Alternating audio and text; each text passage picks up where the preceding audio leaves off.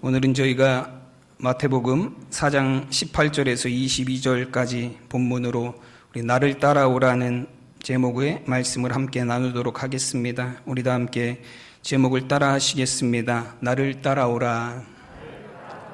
아멘.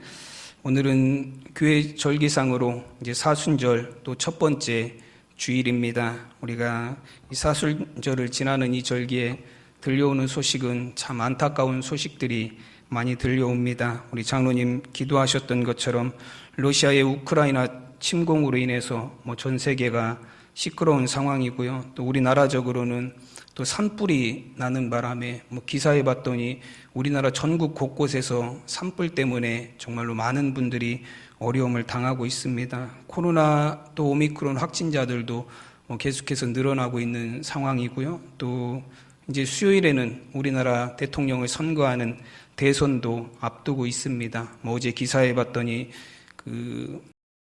투표하는 사전 투표가 역대 최고치를 기록했다라고 말할 정도로 이번 선거에 많은 사람들이 관심을 갖고 있는 것 같습니다. 이렇게 여러 가지 국내외적으로 또 여러 가지 정치적으로 또 사회적으로 많은 일들이 사순절 기간에 있습니다. 여러분, 이런 일들이 세상에서 많이 일어난다라는 것은 무엇을 의미하냐면 그리스도인들의 사회적 책임이 있다라는 것을 의미합니다. 여러분, 이 사순절 기간을 더욱더 깨어 기도하는 기간이 되시기를 바랍니다. 우리가 예수님의 부활을 기억하는 이 귀한 절기에 우리가 정말로 세상에서도 우리가 소금과 빛으로서의 사명을 잘 감당할 수 있는 귀한 절기가 되시기를 바랍니다. 특별히 이번 사순절 기간에는 저희가 이제 예수님을 따르는 삶이라는 주제를 가지고 이제 사순절 6주간 동안 우리가 함께 말씀을 나누어 보도록 하겠습니다. 우리가 매일매일 우리의 삶이 예수님을 따르는 삶을 살지만 특별히 이 사순절 기간에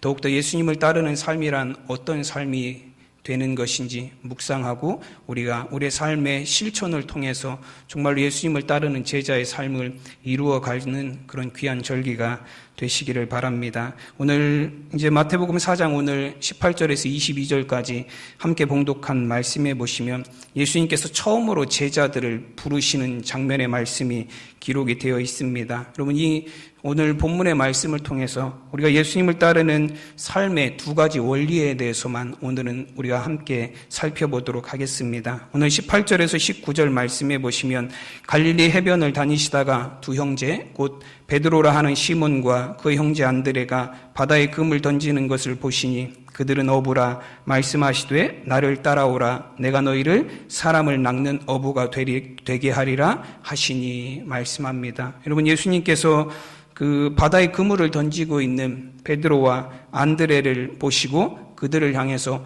나를 따라오라 그들을 부르셨습니다. 여러분, 예수님께서 베드로와 안드레를 부르시며 나를 따라오라 하신 말씀은 정확하게는 어떤 의미를 갖고 있냐면 나에게 오라는 의미를 갖고 있습니다. 그래서 원어 성경에도 보면 이것이 나에게 오라, 나에게로 오라라는 의미로 기록이 되어 있습니다. 즉 너희가 지금 물고기를 잡고 있는 그 현장을 떠나서 내가 있는 이곳으로 나에게로 오라는 그런 예수님의 부르심이에요. 여러분, 예수님께서 베드로와 안드레를 향해서 나를 따라오라 하시는 부르심은 예수님을 따르기 위한 삶의 자리의 이동을 의미합니다. 여러분, 우리가 신앙의 여정은 항상 떠남으로부터 시작되는 것을 우리가 성경을 통해서 많이 알 수 있습니다. 창세기 12장에서 보시면 하나님께서 아브라함을 부르실 때도 마찬가지입니다. 창세기 12장 1절의 말씀에 보시면 여호와께서 아브라함에게 이르시되 너는 너의 고향과 친척과 아버지의 집을 떠나 내가 내게 보여줄 땅으로 가라 말씀하십니다. 여러분, 지금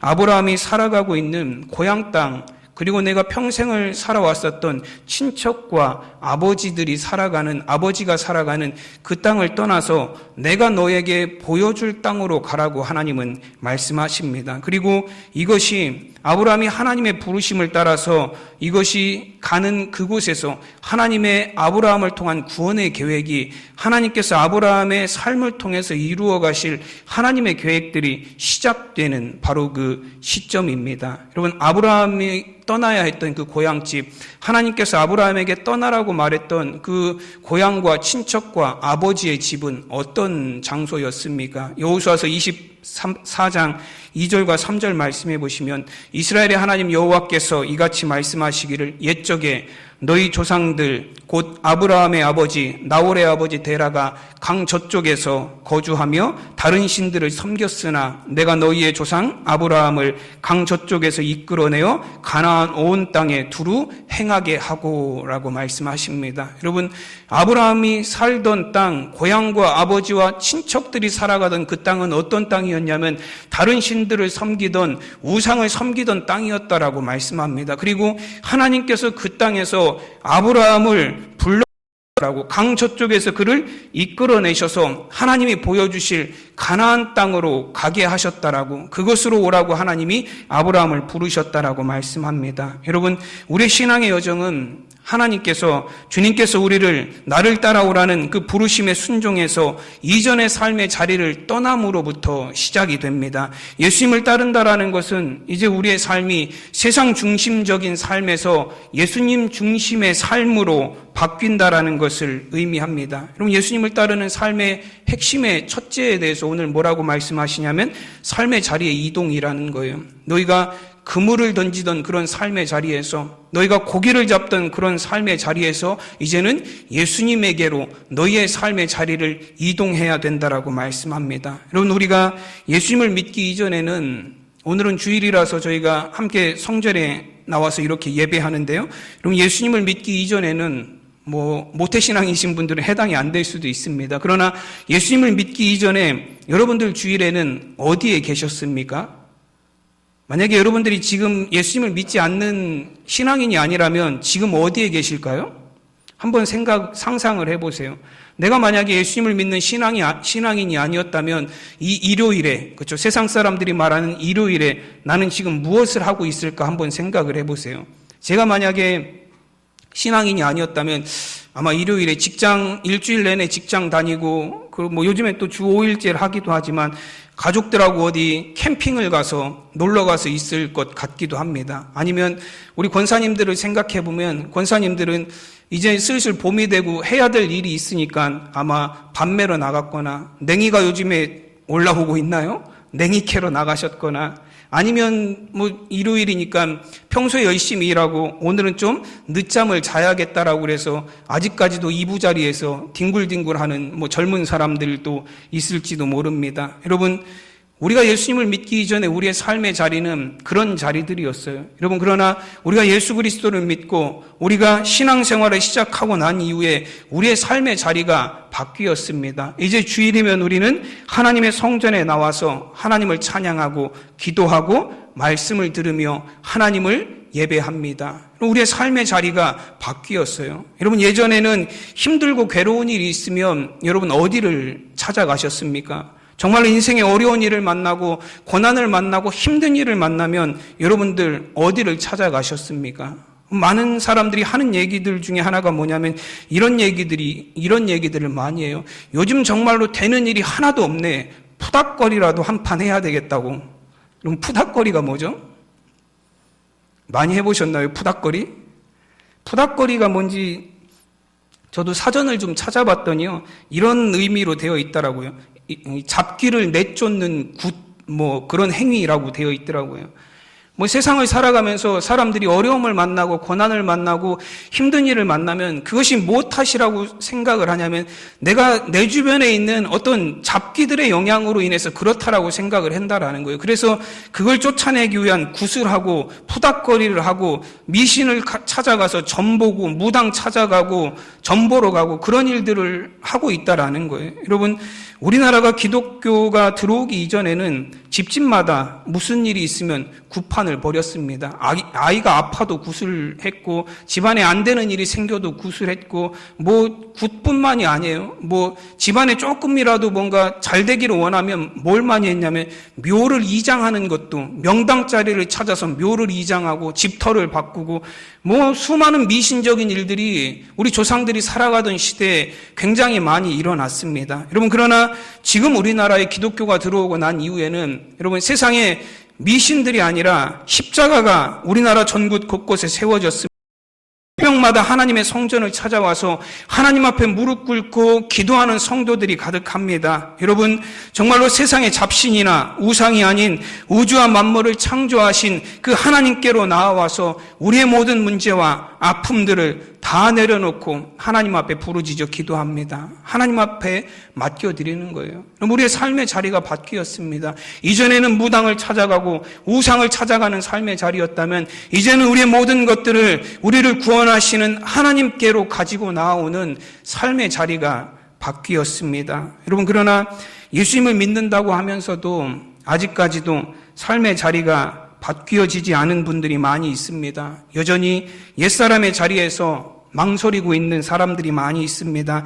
익숙하고 정들었던 그 옛사람의 자리를 떠나는 것을 아쉬워하며 자꾸 그 자리를 되돌아보는 인생들이 많이 있습니다. 여러분, 창세기 19장에 보면 하나님께서 소돔과 고모라를 심판하실 때 롯과 그의 가족들을 소돔성에서 이끌어내셨습니다. 롯과 그의 가족들이 소돔성에서 나와서 소알성으로 막 도망갈 때에 롯의 아내가 소돔성을 뒤돌아봤습니다. 그리고는 그대로 소금 기둥이 되어버렸다라고 말씀합니다. 창세기 19장 26절 말씀에 보면 롯의 아내는 뒤를 돌아보았으므로 소금 기둥이 되었더라 말씀합니다. 여러분, 롯의 아내가 왜 하나님의 심판이 소돔성에 막 떨어지고 있는 그 중간에 소알성으로 도망가다가 왜 소돔성을 뒤돌아보았습니까? 이 롯의 아내가 뒤돌아보았다라는 표현에는 보면 이 보다라는 표현이 히브리어로 보면 나바트라는 단어를 사용했습니다. 근데 그 의미가 어떤 의미냐면 관심을 가지고 있다라는 의미예요. 롯의 아내가 소돔성을 되돌아본 이유는 무엇이냐면 아직까지도 그 소돔성에 대한 미련을 놓지 못하고 있었다라는 거예요. 아직까지도 내가 소돔성에서 누리며 살았던 그것들에 대한 미련을 버리지 못했다라는 거예요. 하나님의 심판이 임하고 있는 그 소돔성을 바라보면서도 그 소돔성에 대한 미련을, 그 아쉬움을 아직도 버리지 못하고 그 소돔성을 뒤돌아 바라보게 되었다라는 거예요. 지금이라도 뒤돌아본다라는 건 어떤 의미죠? 지금이라도 기회만 되면 다시 그곳으로 돌아가서 내가 거기서 누리며 살아가던 것들, 내가 그때 살아가면서 느꼈던 즐거움들을 지금이라도 되돌아가서 그곳에서 다시 누리고 싶다라는 아쉬움과 미련이 그 안에 남아있다라는 것입니다. 여러분, 그 아쉬움을 떨쳐버리지 못해서 그 소돔성에 갖고 있던 미련을 버리지 못해서 멈추어서 뒤돌아보게 되었습니다. 그리고 롯의 아내는 소금 기둥이 되었습니다. 말 그대로 소금 기둥이 되었다라는 의미도 있지만 또 다른 의미는, 소금 기둥이 갖는 또 다른 의미는 무엇이냐면 다시는 떠날 수 없게 되었다라는 의미예요. 소돔성을 다시 되돌아보았을 때 롯의 아내는 다시는 소돔성을 떠날 수 없는 사람이 되어버리고 말았습니다. 여러분, 신앙생활을 하면서도 옛삶의 자리를 떠나지 못하고 자꾸 뒤돌아보는 사람들이 있습니다. 그럼 절대로 그 자리를 떠날 수 없습니다. 소금 기둥처럼 굳어버리고 맙니다. 여러분, 떠날 자리가 있다면, 우리가 옛사람의 자리를 떠나야 된다라면 여러분 결단하고 떠날 수 있는 저와 여러분이 되시기를 바랍니다. 아쉬워하지 마시고 미련을 남기지 말고, 그것이 죄의 자리라면, 내가 예수님을 따르는 삶을 사는 데 있어서 그것이 옳은 자리가 아니라면 그 자리를 과감하게 버리고 떠날 수 있는 저와 여러분이 되시기를 바랍니다. 여러분, 예수님을 따르는 삶의 삶의 시작은 옛사람의 자리를 떠남으로부터 시작이 됩니다. 우리가 그 자리를 떠날 때에 하나님의 계획이 우리의 삶에 진행되기 시작합니다. 여러분, 아브라함이 하나님의 부르심을 따라서 그 갈대아 우르를 또 하란 땅을 떠날 때에도 히브리서의 말씀에 보면 아브라함이 갈 바를 알지 못하고 갔다라고 표현하고 있습니다. 여러분, 하나님이 가라고 하시는 그 가나안 땅을 아브라함은 한 번도 가보지 못한 땅이에요. 그래서 그곳에 가서 어떻게 살아야 될지 아무런 계획도 세울 수 없었습니다. 그러나 아브라함이 하나님의 부르심에 과감하게 우상을 섬기던 다른 신들을 섬기던 자신의 고향을 떠나서 가나안으로 향하여 나아가기 시작할 때부터 아브라함을 향한 하나님의 계획이 시작이 되었습니다. 여러분, 우리의 떠남은 곳 하나님의 계획의 시작입니다. 여러분, 우리의 떠남은 곳 하나님께서 우리의 삶에 이루실 일들의 시작이기도 합니다. 여러분, 우리의 삶을 우리를 오라 하시는 예수님을 따르는 삶의 자리로 이동할 때에 비로소 우리의 삶에 하나님이 세우신 계획들이 이루어가기 시작할 것입니다. 여러분, 떠날 때 떠날 수 있는 여러분 죄의 자리를 여러분 우리가 머물던 고집과 독선의 자리를 떠나서 예수님에게로 나아가는 저와 여러분이 되시기를 간절히 축원합니다. 또 오늘 20절 말씀해 보시면 그 예수님의 부름에 따라서 나를 따라오라는 부름에 따라서 그들이 그물을 버려두고 예수님을 따랐다라고 말씀합니다. 20절에 보시면 그들이 곧 그물을 버려두고 예수를 따르니라 말씀합니다. 나에게 와서 나를 따르라는 예수님의 부르심에 베드로와 안드레는 그물을 버려두고 예수님을 따랐습니다. 그러면 이 말씀에서 이 구절의 말씀에서 우리는 예수님을 따르는 삶의 원리에 대한 두 번째 조건을 발견할 수 있습니다. 그물을 버려두고라는 말씀이에요. 그럼 22절에서 예수님께서 야고보와 요한을 부르셨을 때도 똑같은 반응이 나타납니다. 22절 말씀에 보면 그들이 곧 배와 아버지를 버려두고 예수를 따르니라 말씀합니다. 여러분, 베드로와 안드레, 야고보와 요한은 예수님이 나에게 오라는 그 말씀에, 나를 따라오라는 그 말씀에 똑같이 그물을 버려두고 배와 아버지를 버려두고 예수님을 따라갔습니다. 여러분, 여기서 버려두다라는 단어가 굉장히 중요해요. 여러분, 여기서 버려두다라는 게 버린다라는 의미가 아니에요. 아버지를 버린다, 가족을 버린다, 뭐 그런 의미가 아닙니다. 여기서 버려두다라는 단어의 의미는 어떤 의미냐면 놓아두다라는 뜻이에요. 놓아주다라는 뜻입니다. 여러분, 이 놓아주다라는 게 어떤 의미냐면 내가 내 손으로 꽉 붙잡고 있던 것들을 놓는다라는 의미를 갖고 있어요. 여러분, 그래서 메시지 성경에서는 이 부분을 그물을 놓아두고 그분을 따라갔다라고 그렇게 표현하고 있습니다. 여러분, 예수님을 따른다라는 것의 첫 번째 조건이 옛사람의 자리를 떠나서 옛삶의 자리를 떠나서 예수님에게로 나아가는 것이다라고 말씀드렸습니다. 그리고 예수님을 따른다는 것, 예수님을 따르는 삶의 두 번째 조건은 무엇이냐면 내 손으로 꽉 붙잡고 있던 것들을 다 내려놓고 예수님의 손을 붙잡는 것입니다. 여러분, 예수님을 온전히 따르기 위해서는 떠남이 있어야 되고 그리고 그 다음에는 놓음이 있어야 됩니다. 그물을 붙들고 있었던 그런 손을, 배를 붙들고 있었던 그 손을 놓아두고 그 손으로 예수님을 붙들어야 됩니다. 여전히 그물을 붙들고 있는, 여전히 배를 붙들고는 예수님을 붙들 수가 없기 때문에 그렇습니다. 20절 말씀에서는 그래서 동사가 두 개예요. 버려두고 따르니라. 여러분, 이 동사가 두 개 있다라는 건 뭘 의미하냐면 앞에 일을 행하지 않으면 뒤에 일을 할 수 없다라는 거예요.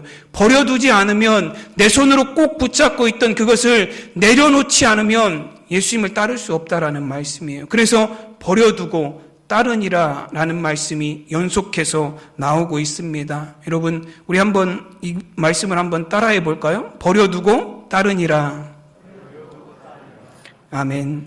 여러분, 우리가 우리의 손으로 붙잡고 있던 것들을 여러분 다 내려놓을 때에, 다 놓아줄 때에, 우리가 꽉 붙잡고 놓지 못하던 것들을 다 놓고 나서야 비로소 우리는 주님의 손을 붙잡고 주님을 따르는 온전한 제자의 삶을 살아갈 수가 있습니다. 여러분, 빌립보서 3장 5절에서 7절까지 말씀해 보시면 사도 바울의 고백이 나옵니다. 나는 8일 만에 할례를 받고 이스라엘 족속이요 베냐민 지파요 히브리인 중에 히브리인이요 율법으로는 바리새인이요 열심으로는 교회를 박해하고 율법의 의로는 흠이 없는 자라. 그러나 무엇이든지 내게 유익하던 것을 내가 그리스도를 위하여 다 해로 여길 뿐더러 말씀합니다. 여러분, 바울은 자부심을 갖고 살았던 사람이에요. 자랑거리가 많았던 사람입니다. 바울은 자신이 바리새인이라는 자부심을 갖고 있었습니다. 히브리인 중에 히브리인이라는, 내가 이스라엘 중에서도 최고의 이스라엘 사람이라는 자부심을 갖고 있었습니다. 나름대로 의롭게 살았다라는 자부심도 갖고 있었어요. 율법으로는 의롭다라고 스스로도 인정할 정도로 율법에 철저하게 살았던 사람입니다. 가말리엘의 문화에서 배웠다라는, 나는 최고의 엘리트라는 자부심을 갖고 있었던 사람이에요. 로마의 시민이라는, 나는 정말로 고귀한 사람이다라는 자부심을 갖고 있었던 사람입니다. 그러나 바울은 이 빌립보서 3장 5절에서 7절 말씀에서 무엇이든지 내게 유익하던 것을 이제는 다 해로 여긴다라고 고백을 합니다. 내가 로마 시민이었던 것, 내가 바리새인이었던 것, 내가 히브리인 중에 히브리인이었던 것, 내가 나름대로 율법에 완전하다라고 생각했던 그 모든 것들, 내가 내게 유익하다라고 생각하고 내가 정말로 자랑스럽게 생각했던 모든 것들을 다 해로 여긴다라고 말합니다. 여러분, 그 다음 구절에 보면 배설물로 여긴다라고 그렇게 표현을 합니다. 이게 다른 성경에는 뭐라고 표현되어 있냐면 쓰레기로 여긴다라고 그렇게 표현하고 있어요. 여러분, 바울의 인생에서 정말로 소중한 것들입니다. 바울의 인생을 정말로 유익하게 해주던 것들이에요. 바울의 인생이 그걸 위해서 살아왔습니다. 바울은 그걸 목표로 살아왔어요. 정말로 내가 훌륭한 히브리인이 되기 위해서, 내 인생의 성공을 위해서 그것만 바라보고 바울은 그 인생을 평생을 살아왔습니다. 그런데 바울이 그것을 이제는 다 해로운 것이라고 고백하고, 이제는 마치 내 인생에서 그런 것들이 쓰레기와 같다라고 고백합니다. 여러분, 바울이 왜 그런 것들을 다 해롭게 여기게 되었고 왜 그런 것들을 다 쓰레기와 같다라고 고백을 하게 되었습니까? 그리스도를 얻기 위하여라고 말합니다. 내가 그리스도를 위하여 다 해로 여길 뿐더러 라고 고백을 합니다. 여러분, 예수님을 붙들기 위해서, 예수님을 얻기 위해서, 예수님의 손을 붙들기 위해서, 예수님을 따르기 위해서 바울은 여태까지 자신의 삶에서 따랐던 모든 것들을 다 내려놓았다라고 고백하는 것입니다. 빌립보서 3장 8절에서 9절까지 말씀에서 바울은 또다시 고백을 합니다. 내가 그를 위하여 모든 것을 잃어버리고 배설물로 여김은 그리스도를 얻고 발견되려 함이니라고 고백을 합니다. 여러분, 바울은 예수님을 위해서 모든 것을 잃어버렸다라고 고백을 합니다. 모든 것을 다 내려놓았다라고 고백을 해요. 여러분, 여기서 잃어버렸다라는 표현, 내가 예수님을 위해서 모든 것을 잃어버렸습니다라고 말할 때 잃어버렸다라는 표현이 헬라어 성경에 보면 제미아라는 단어를 사용했어요. 근데 이 제미아라는 단어는 어떤 의미를 갖고 있냐면 손해를 보다, 타격을 입다라는 뜻을 갖고 있어요. 여러분, 바울이 다메섹에서 예수님을 만난 이후에 그 예수님을 붙들기 위해서 자신의 손에서 내려놓은 것들은 바울의 삶에 심각한 손해를 끼쳤습니다. 심각한 타격을 주었어요. 동족 유대인들로부터 배신자의 낙인이 찍혀서 평생을 쫓겨다니며 살았습니다. 여태까지 자신이 쌓아왔었던 히브리인 중에 히브리인이라는 커리어, 연갑자들 중에서, 동년배들 중에서 내가 가장 앞선 사람이다라는, 남들을 앞서가던 그런 자신의 인생의 모든 커리어가 다 무너져 내리고 땅바닥으로 내려앉게 되었습니다. 여러분, 히브리인 중에 히브리인이라고 고백하던 바울이 이제는 히브리인의 원수가 되어서 쫓겨다니는 신세가 되었습니다. 여러분, 바울이 내려놓았던, 바울이 예수님을 얻기 위해서 내려놓았던 그 인생의 모든 가치들은 바울의 인생에 정말로 심각한 타격을 주었습니다. 바울은 예수님을 얻기 위해서 평생을 쌓아온 모든 것들을 다 잃어버렸습니다. 여러분, 그럼에도 불구하고 바울은 그런 것들이 아깝다라고 이야기하지 않아요. 배설물이라고 이야기합니다. 쓰레기라고 얘기해요. 그 의미는 어떤 의미예요? 내가 마땅히 버릴 것을 버렸다라는 거예요. 내가 버린 것을 아까워한다라는 고백이 아닙니다. 내가 마땅히 버릴 것을 버렸다라는 거예요. 내가 예수님을 얻기 위해서 마땅히 버려야 할 것을 내가 다 버렸다라고 바울은 고백하고 있는 것입니다. 여러분, 그것을 버렸을 때 바울이 온전히 예수님을 얻게 되었다라는 고백이에요. 여러분, 우리가 붙잡고 있던 인생의 목표는 어떤 것들입니까? 우리가 세상에서 의지하며 살아가던 것들입니다. 우리 인생의 최고의 목표였던 것들이고, 우리의 인생을 지탱해 주는 힘이었고, 우리 인생에서 가장 소중한 것들이었고, 우리의 인생을 유익하게 해주던 것들이었습니다. 우리는 그것들을 도저히 내려놓을 수가 없어요. 내 인생에 유익하고 내 인생의 목표였고 내 인생의 소중한 것들이라 우리는 그것들을 도저히 놓을 수가 없습니다. 여러분, 그러나 예수님을 따르는 삶이라는 것은 그런 모든 것들을 내 손으로 꼭 붙들고 있던 인생의 모든 가치들을 다 내려놓는 삶을 결단하는 거예요. 이제는 예수님을 따르는 우리의 삶의 목표는 예수님을 따라가는 것이고, 우리의 삶을 지탱해 주는 힘도 예수님이 되시고, 우리의 인생에서 가장 소중한 분도 예수님이시며, 우리의 인생을 유익하게 하시는 분도 예수님이라는 믿음의 결단으로 우리의 모든 것들을 내려놓는 삶을 살아가는 것입니다. 여러분, 망설이지 마시기 바랍니다. 여러분의 손으로 꼭 붙들고 있는 그것이 여러분을 구원할 수 있을 것이라 생각하고 망설이십니까? 여러분의 손으로 꼭 붙들고 있는 그것이 나를 죄악에서 건져줄 나의 구원이라고 생각하셔서 그것을 꼭 붙들고 못 내려놓으시는 것입니까? 여러분, 우리 손에 꼭 붙들고 있는 그것이 무엇이든 우리를 죄에서 구원할 수 있는 것은 아무것도 없습니다. 오직 예수 그리스도만이 우리를 죄에서 구원할 구세주가 되십니다. 여러분, 예수님의 부르심을 받은 제자들은 자신의 손에 붙들고 있던 그물과 배를 다 내려놓고 예수님을 따랐습니다. 오늘 말씀의 표현에 보면 그물을 버려두고 배와 아버지를 버려두고라는 표현에 어떤 단어가 하나 붙어 있냐면 곧이라는 단어가 하나 붙어 있어요. 곧이라는 부사가 하나 붙어 있습니다. 헬라어 성경에 보면 유세오스라는 단어를 사용했는데요. 그 의미는 즉시라는 의미예요.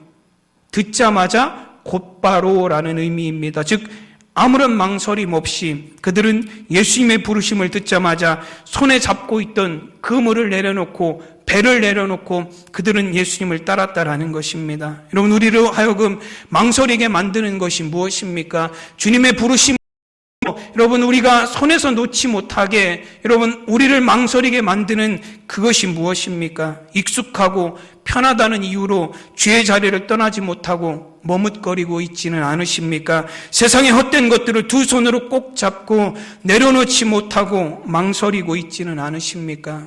여러분, 예수님을 따르는 삶은 새로운 삶을 위한 결단이 필요한 것이 예수님을 따르는 삶입니다. 고린도후서 5장 17절에서도 누구든지 그리스도 안에 있으면 새로운 피조물이라 말씀하셨습니다.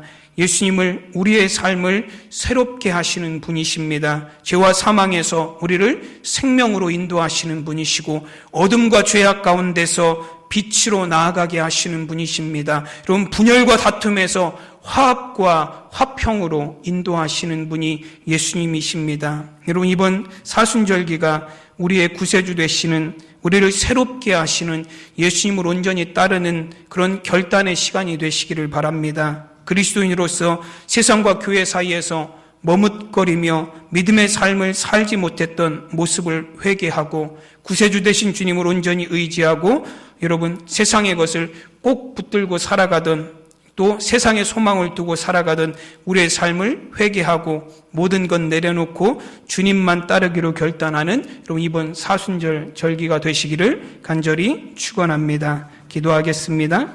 하나님의 은혜와 사랑을 감사드립니다. 사순절 맞이하여서 하나님 첫 주일 우리 사랑하는 성도들 하나님 성전에 모여 예배하게 하시니 감사합니다. 하나님, 이 사순절기 정말로 우리가 예수님을 온전히 따르는 삶을 결단하는 귀한 절기가 되게 하여 주시옵소서. 하나님, 우리가 떠나지 못했던 죄의 자리, 하나님 우리의 삶에 익숙했었던 하나님 옛사람의 자리를 과감히 떠나게 하시고 예수님께로 나아가는 삶이 되게 하여 주시옵소서. 이제는 우리의 삶의 목표가 하나님 세상이 되지 않게 하시고 하나님께서 우리에게 예비하신 하나님의 나라를 향한 삶이 되게 하여 주시옵소서. 하나님, 우리의 손으로 꼭 붙들고 살아가던 배와 그물을 버려두기를 원합니다. 하나님, 우리가 세상에서 누리며 살던 것들, 우리가 도무지 놓지 못했던 세상의 삶의 목표들, 세상에서 우리를 즐겁게 해주던 것들, 우리를 유익하게 해주던 세상의 가치들을 하나님, 우리가 망설임 없이 다 내려놓게 하시고 우리를 구원하시는 주님, 우리를 생명의 길로 인도하시는 그 주님의 손을 붙잡고 주님을 온전히 따라가는 성도의 삶이 되게 하여 주시옵소서. 하나님, 이 사순절기 결단하게 하시고 예수님을 따르는 귀한 절기가 될 수 있도록 주님 인도하여 주시옵소서. 감사하며 우리 주 예수 그리스도의 이름으로 기도드리옵나이다. 아멘.